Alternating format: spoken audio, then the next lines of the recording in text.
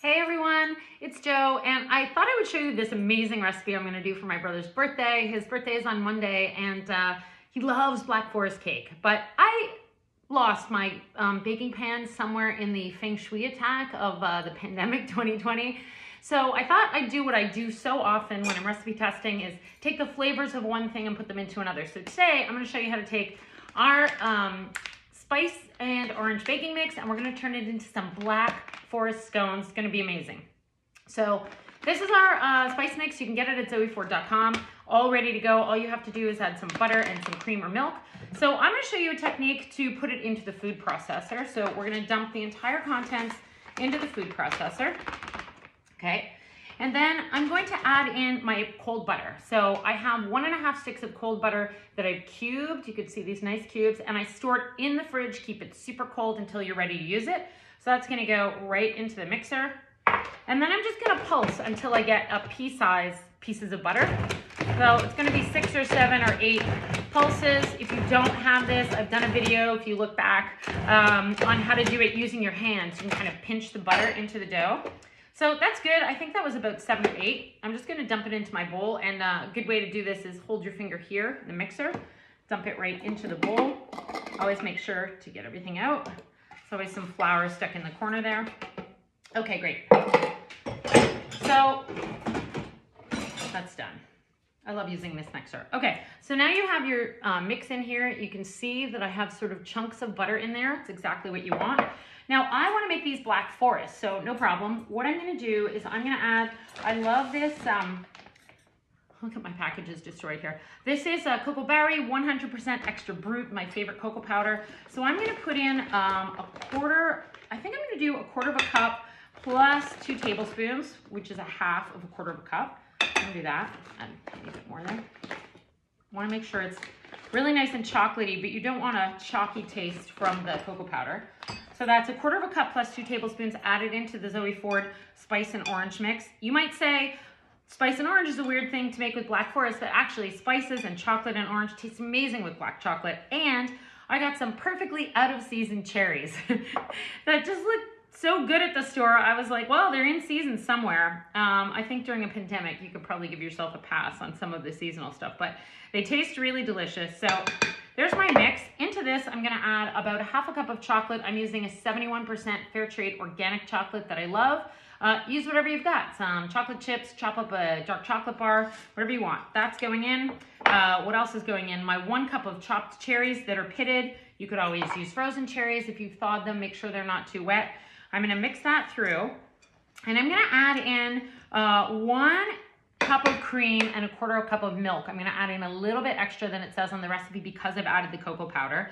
Now, the process of scones is a little bit long in kneading the dough, which I've done in a previous video, so I'm gonna put a little link to that. But so there's your mix, and you're gonna add in 1 1/4 cups of liquid. You could always add a little dash of vanilla or some orange seasoning if you want, or some kirsch would be great. So I previously made a dough earlier today to show you.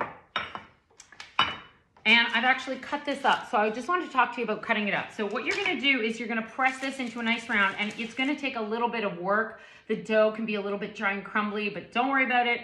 You got it, just keep working it a little bit. I've cut this into 8 because I kind of like these really big scones for this kind of presentation, like a big wedge of Black Forest cake. But you could actually cut this into 12 if you want, make them a little bit smaller, totally up to you. I roll these out, you can sort of see, it's about 1.5 inches thick, inch and a quarter thick, let's say. You can see all the beautiful stuff inside. So I get this on the counter, and then I just cut it half across this way, and then I make my nice triangles. There you go. And I'm gonna lay these out on the tray. You know, they puff up quite a bit. You're gonna preheat your oven to 425. I know my oven, so I like to put it on 435 or 445. And you really wanna get these right on the bottom shelf. They need to be really close to the heat element so that they kind of puff really quickly. Another thing I do, I'm not gonna put these in the oven right away. I wanna chill them in the fridge, get them nice and cold. If you wanna make them a couple days ahead, freeze them. Put them on a tray like this, freeze them, then you can store them in a Ziploc bag. You could always make this dough, bake half of them, keep the rest for another day. Great thing to have in the freezer. You can bake them from frozen. They just take a little bit longer. You'll know when they're done when you press on the top and they kind of feel like bready and not cakey. So another thing I love to do with these is put a little crunch topping on. So I have this beautiful raw sugar that you can get pretty much at any store. And I love to just sprinkle this on top. You don't need to worry about it sticking because when it bakes up, it's just all gonna stick to the top. So I coat these. I love the crunch that it gives, but it also makes them look really, really beautiful. And I baked a batch earlier today because I needed to eat one of these before I told you guys that they were great, but they are super great. Okay, so now I've got my 8 scones. They're covered in this beautiful sugar. They're ready to go in the oven, but I'm gonna chill them first. I'm gonna chill them for about 20 minutes just so they make a really, really nice puff. And I'll show you some that I made earlier. They look so good. So what I'm gonna do is just quickly show you how I'm gonna serve these. It's a little bit dirty, but. So I've cut this one in half. Oh, this one's crumbly. I'm gonna cut another one in half and show you just so it's not crumbly. So I'm gonna take this guy. I always have a messy work surface. What's up with that? So I'm gonna take this guy, probably better with a bread knife, a little bit serrated, okay? Get this on the plate. Now, I have been really into this thick cooking cream. I don't know, I picked it up by accident. I'm sure you can find some at your local store, thick cooking cream. And I decided I was gonna whip it, and it's phenomenal. It really tastes like melted ice cream. And my brother, if anybody knows him, ice cream is his favorite food group. So what I'm gonna do is just take the scone on the plate. I'm gonna load in some whipped cream. You know, traditionally, the Black Forest cake has the whipped cream on the outside. You could, if you want, douse the scone. I'm gonna put a little bit of Calvados. You could use some rum. You could use some kirsch, which is pretty traditional. I'm just gonna douse the top of the scone, let it absorb a tiny bit.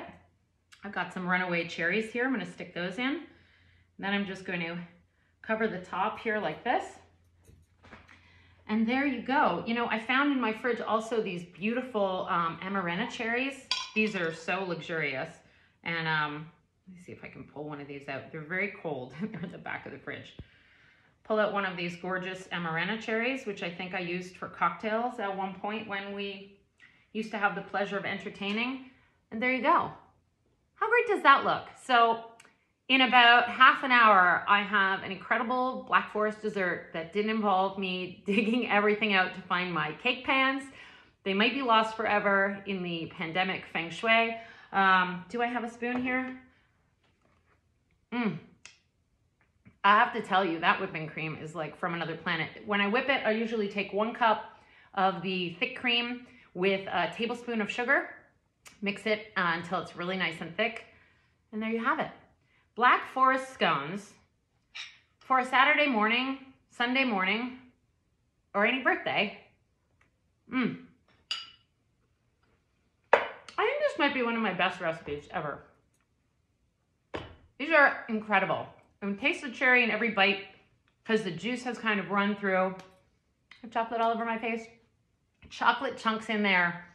They're really crunchy and crispy and fresh and light. And the whipped cream, of course, is amazing. So I've made a gigantic mess, but I will post a picture of some of the finished ones, and I hope you make it, and I hope you love it. And you can buy our scone mix, which is something I've developed over the last 15 years. It's so good. You don't have to turn into Black Forest. You could just have it orange and spice. And I hope you love it. If you haven't, sign up for the newsletter over at zoeford.com. And what else do I have to tell you? That's about it. Enjoy the rest of the winter, and I'll see you next week.